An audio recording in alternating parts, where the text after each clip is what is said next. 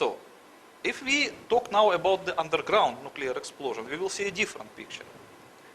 Let's say this is the level of the ground, and nuclear device is buried here, in some rock. So when it explodes, it will release the same thing, 99% of its energy will be released in the form of X-rays, but they cannot travel far because the area is surrounded by rock. So they will be absorbed by surrounding rock, and they will hit it in the same way as in atmospheric explosion they hit the air. These are fantastic temperatures. Yes, yes. So the rock immediately will be transformed into plasmatic condition. First it will be evaporated, but the temperature will be much higher than enough to evaporate, so it will also transform it into plasmatic condition. So the overheated rock will lose atomic structure, and it will no longer be material, it will be just a plasma. So eventually it will set like volcanic glass. It will no longer be a rock. But for the meantime, it will be in the form of plasma. So what will happen next? First of all, we have to understand that there will be no air blast wave and no thermal radiation in underground condition, because there is no air.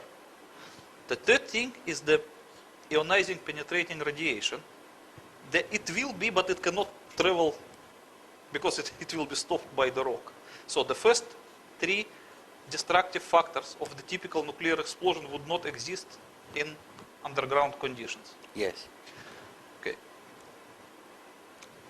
So it's basically you can understand the difference. Now I will explain what really happened. Okay, let me take another sheet.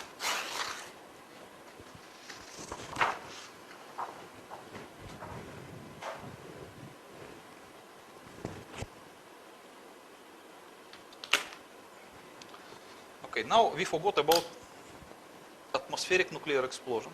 Yes. We talk only about the underground one. So what happens when the underground nuclear device explodes? First of all, it will create a cavity around itself. Yes. And the cavity will be filled with evaporated rock. So that's a hole with a vapor which was rock inside. Yes. Let's say this is the former zero box, the former position of the nuclear device underground. And how far underground would that be? It depends. But in the case of the World Trade Center? Okay, I will explain it. Let me explain the mechanic first, and then okay, let's say that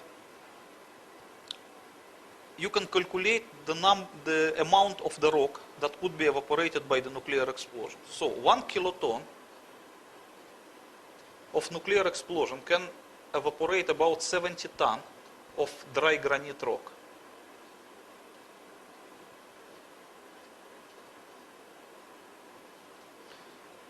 Okay. So, in case of the World Trade Center, they use 150 kiloton nuclear device, which is big enough. How do you know that?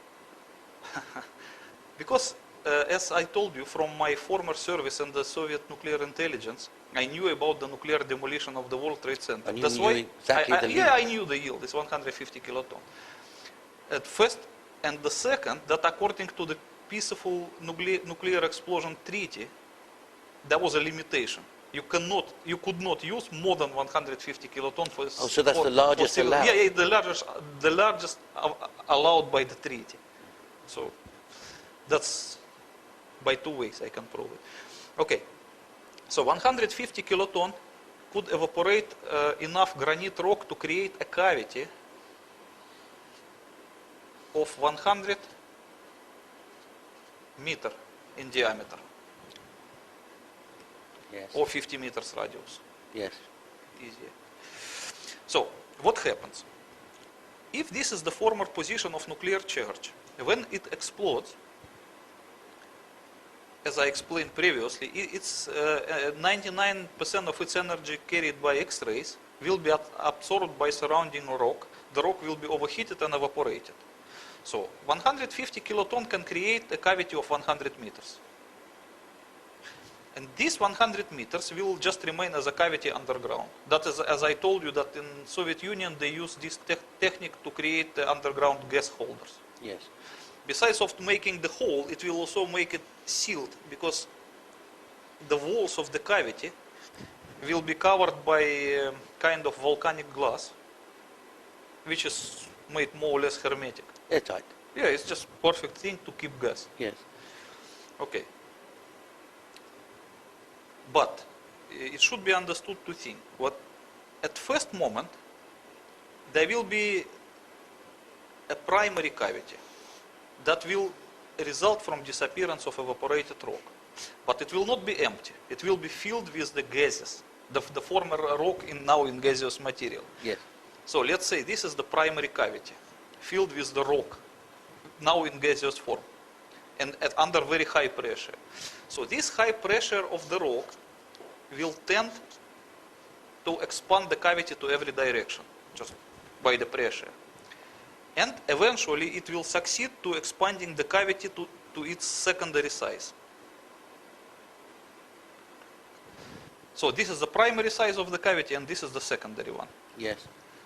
So while this primary size of the cavity resulted exclusively from disappearance of the rock, this is created, the secondary size is created by the pressure of the gases. That's why this one, the secondary cavity, is created at the expense of the neighboring area of the rock. Okay? That is why the neighboring area of the rock become here very tightly compressed.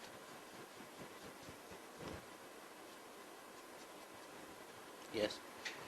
And then further area around will be damaged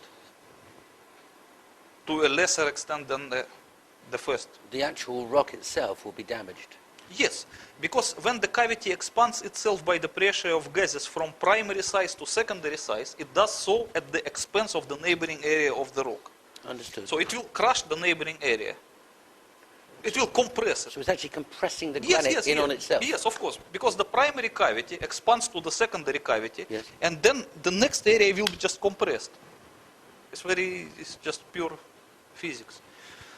That's why in underground nuclear explosion, you can have this picture. You will have a cavity of secondary size, highly compressed area, which in nuclear jargon called crushed zone. Crashed zone. Crushed zone. And then the next area they call damaged zone.